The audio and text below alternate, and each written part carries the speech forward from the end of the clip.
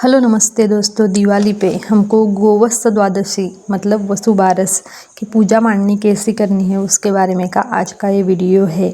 और हमको इसके लिए क्या क्या लगेगा, ये यहाँ पे मैंने गणपति बाप्पा के रूप में सुपारी ली है। आपके घर में गणपति बाप्पा की मूर्ति होगी, आप वो भी ले सकते हो, या तो फिर आप सुपारी पे भी अभिषेक कर सकते हो। सबसे पहले कोई भी पूजा शुरू करने से पहले हमको गणपति बाप्पा की सेवा करनी पड़ती है, मतलब गणपति बाप्पा की पूजा करनी पड़ती है। हमको ये पूजा किस दिन करनी है, तो ये पूजा है मतलब ऐसा देखने जाए तो जिस दिन गोवत्स द्वादशी है मतलब बछ बारस है, गोवत्स द्वादशी उस दिन एकादशी भी है, मतलब रमा एकादशी भी है। वो कब है?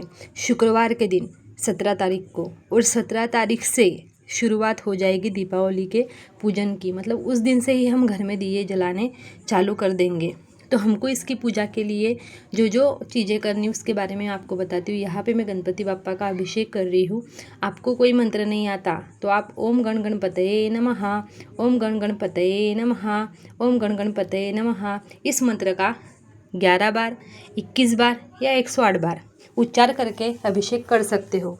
इनको एक अच्छे स्वच्छ कपड़े से साफ करके, और वो जो मैंने पान रखे हैं, खाने के पान रहते हैं, ये नागवेल के पान आपको पता ही होगा, मीठे पान, उसके ऊपर आपको स्थापना करनी है। थोड़ी सी अक्षत मतलब थोड़े से चावल लेके वहाँ पे आपको डालने हैं, और मतलब हम आसन के लिए उनको ये अक्षदा डाल रहे हैं। आप बोल सकते हो श्री गणपति देवताभ्यो नमः आसनार्थे अक्षदाम समर्पयामि। फिर गणपति बाप्पा की सुपारी रूप में स्थापना वहाँ पे कर देनी है। उनको हल्दी कुंकू लगाना है। उनको आपके पास में लाल कलर का फूल होगा, अगर लाल कलर का घंटी का फूल होगा तो वो आपको उनको अर्पण करना है, क्योंकि गणपति बाप्पा को लाल कलर का घंटी का फूल बहुत अच्छा लगता है और उनको वही समर्पित किया जाता है। उनको लाल कलर का फूल अर्पण कीजिए। उसके बाद में आपके पास में अगर दुर्वा हो तो आप उनको दुर्वा अर्पण कीजिए। और आपके घर पे जैसे अभी गणपति बाप्पा की हम पूजा कर रही है, तो हमको सबसे पहले गणपति बाप्पा को नैवेद्य है तो उनको नैवेद्य गुड़ और नारियल का उनको नैवेद्य दिया जाता है। ऐसा वाला खोबरे की वाटी रहती ना, उसका आपको नैवेद्य देना है। तो उनको नैवेद्य आप दे दीजिए। धूप दीप उनको दिखा दीजिए। दीप लेके आप उनकी आरती कर लेना, धूप दिखा के उनकी आरती कर लेना। और उसके बाद में यहाँ पे आपकी गणपति बाप्पा की पूजा संपन्न हो। नैवेद्य दिखा दिया है हमने। देखिए, सबसे पहले पूजा शुरुआत करने से पहले हमको दीप जलाना पड़ता है, हमको दीप की पूजा करनी पड़ती है।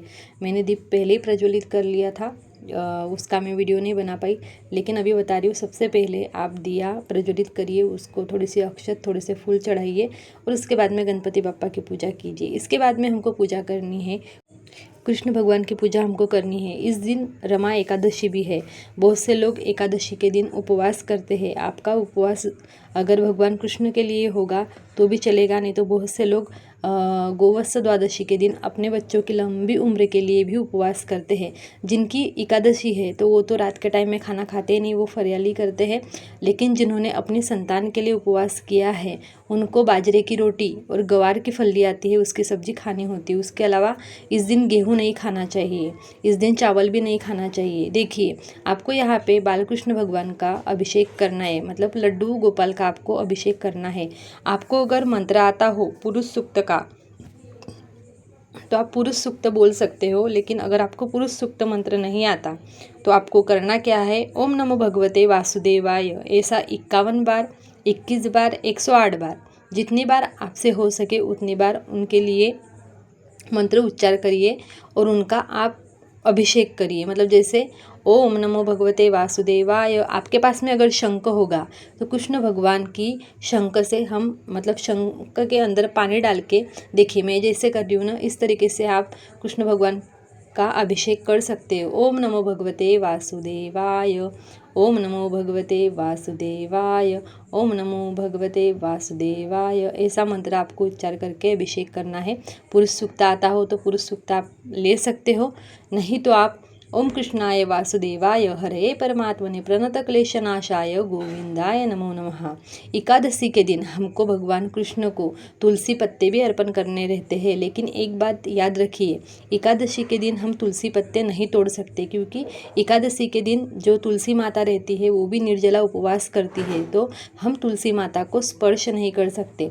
अगर एकादशी के दिन आपको पत्ते चढ़ाने हैं तो आपको एक दिन पहले ही तोड़ के रखने हैं, लेकिन ये बात याद रखिए, जिस दिन संडे रहता है, रविवार रहता है, उस दिन भी हम पत्ते नहीं तोड़ सकते। हमको ये 2 दिन, एक तो एकादशी और एक तो संडे, उस दिन आपको पत्ते नहीं तोड़ने हैं। और वसुबारस, ये तो बहुत महत्व का, गोवत्स द्वादशी, इसको गुजरात भाग में बाघ बारस भी बोला जाता है, बच बारस भी बोला जाता है। और असली दीपावली की जो शुरुआत रहती है वो यहीं से होती है। और जिस प्रकार मतलब कृष्ण भगवान गौ माता की रक्षा करते हैं, कृष्ण भगवान ने गौ माता का पालन किया है, तो कृष्ण भगवान को गौ माता बहुत प्रिय रहती है। तो आपको करना क्या रहेगा, कृष्ण भगवान की भी सेवा पहले करनी पड़ेगी, क्योंकि हमको एकादशी के दिन कृष्ण भगवान की सेवा करनी होती है। और कृष्ण भगवान की पूजा के बिना गौ माता की पूजा अधूरी है, तो आपको कृष्ण भगवान की पूजा करनी है। तो यहाँ पे आपको लड्डू गोपाल को चंदन लगा लेना है। आपके पास में सुगंधित अत्तर हो तो आप वो भी उनको अर्पण कर सकते हो। उसके बाद में थोड़ी सी अक्षदा आपको चढ़ानी है। आपके पास में कृष्ण भगवान के लड्डू गोपाल के वस्त्र हो तो आप वो पहना सकते हो। लाल कलर का फूल अर्पण करिए। उसके बाद में आपको अगर माखन आपके पास में हो तो माखन का नैवेद्य आपको भगवान को अर्पण करना है। और आपको दीप धूप दिखा के भगवान की पूजा करनी है। यहाँ पे संपन्न हुई आपकी कृष्ण भगवान की सेवा, मतलब कृष्ण भगवान की पूजा यहाँ पे आपकी संपन्न हुई। अभी हम यहाँ पे सेवा करेंगे वो हमारी गौ माता की। देखिए, आपके घर पे अगर गौ माता है तो आप वहाँ पे जाके गौ माता की पूजा करिए, उनको घास खिलाइए। और ख़ास करके आज के दिन गौ माता को गुड़ का नैवेद्य देना रहता है, क्योंकि आज के दिन गौ माता का उपवास रहता है, तो हम उनको रोटी नहीं खिला सकते। अगर आपके साइड में ऐसा रिवाज है कि आप रोटी खिलाते हैं, नहीं तो बहुत से लोग मूंग है ना, वो मूंग खिलाते हैं उनको, तो अगर आपके साइड में ऐसा रिवाज है तो आप कर सकते हैं। बाकी ऐसा देखने जाए तो आज के दिन गौ माता उपवास करती है, तो आपको उनको रोटी नहीं खिलाने की रहती। अगर आप गौ माता की पूजा करने जा रहे हो, मतलब जो ये मूर्ति पूजा है, लेकिन आप सच्ची की जो गौ माता रहती है उनकी पूजा करने जा रहे हो, तो आपको पानी ले जाना है। पानी में थोड़ा सा अत्तर, थोड़े से अक्षत, थोड़ी से उसमें आपको तिल्ली, उसके बाद में थोड़े से फूल, वो सब लेके जाना है। गौ माता के पैरों पे डाल के आपको गौ माता की पूजा करनी है और उनको गुड़ खिलाना है, उनके पैर छूने हैं। और अगर आप मूर्ति पूजा कर रहे हो तो आपको मैंने जिस तरीके से अभिषेक बताया उस तरीके से आपको गौ माता का अभिषेक करना है। और गौ माता को हल्दी कुंकू लगाना है, उनके बछड़े को भी लगाना है। और आपको गौ माता की पूजा के बाद में उनके पास में नैवेद्य में गुड़ रखना है, आपको गुड़ का नैवेद्य रखना है। अगर आप गौ माता की पूजा करने जहाँ पे सब मतलब गौशाला में जा रहे हो, और अगर वो मिट्टी की गौशाला है तो गौ माता के पैरों के पास में की जो मिट्टी रहती है, थोड़ी सी मिट्टी आप लेके आइए और वो वाली मिट्टी रात भर आपके घर पे रखिए मंदिर के पास में, और उसको हल्दी कुंकू चढ़ाइए और दूसरे दिन उसके पैर छू के उनको प्रार्थना करिए। और देखिए, गौ माता ने हमको बहुत सी चीज़ें हमको दी है जो महत्व की है।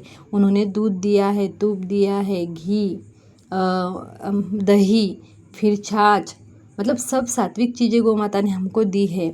और क्या है ना कि गौ माता का जो दूध है, कलयुग में बोल सकते हैं या धरती पे बोल सकते हैं, अमृत के समान है। जो भी ये दूध पिएगा गौ माता का, उसको कभी बीमारी नहीं लगेगी। तो आप है ना, गौ माता की जो मतलब पैरों के नीचे की मिट्टी है वो घर पे लेके आइए, उसकी पूजा करिए, उसको घर पे रखिए। आपकी घर की जो भी कुछ नेगेटिव वाइब्स है वो सब दूर हो जाएगी। और वो मिट्टी दूसरे दिन आपको या तो तालाब में बहा देनी है, या तो फिर आपके घर के बाहर जो फूलों के गमले होंगे उसमें आपको डाल देनी है। आप ऐसा कर सकते हो। आप गौ माता को अच्छे से फूल अर्पित करिए और उनकी अच्छे से पूजा कर लीजिए। और यहाँ पे आपको नैवेद्य गौ माता को दिखाना है।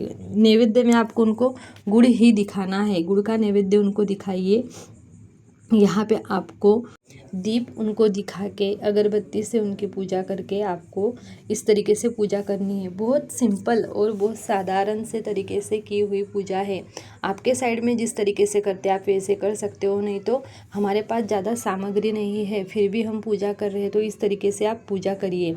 और ख़ास करके गौ माता को आप रोज़ भी सेवा इस तरीके, मतलब पूजा नहीं पर गौ माता का जो ये रहता है, जहाँ पे बहुत सारी गायें रहती है वहाँ पे जाके उनको घास खिलाइए, उनकी सेवा कीजिए।